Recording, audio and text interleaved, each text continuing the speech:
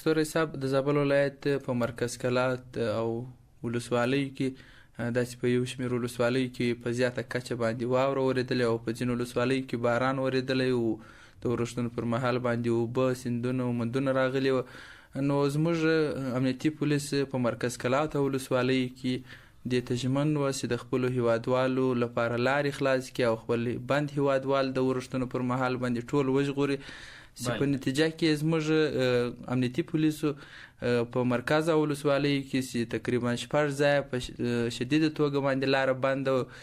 زموږ د پولیسو په هڅه باندې د پولیسو او امنیتي دفاعي ځواکونو چې د خیبر پل لیوه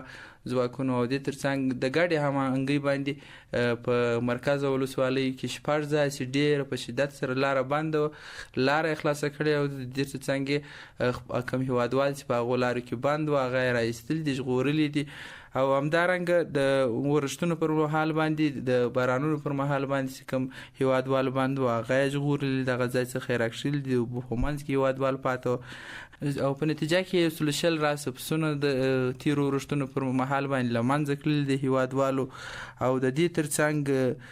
71 تنه د تیرو ورښتونو پر مهال باندې زموږ د ګاډو امنیتي او دفاعي ځواکونو لوري ژغورل سوي دي او 6 ځایه لاره خلاصه سوې ده. که چیرې بیا هم خدای مه کړه همداسې ورښتونه وسي چې هغه طوفاني یا هم سیلابونه راووځي، تاسو چمتوالی لرئ؟ ستوری صاحب زموږ ولایتي رهبرۍ او امنیتي ځواکونه دفاعي ځواکونه دې ته ژمن دي چې د هیوادوالو ژغورل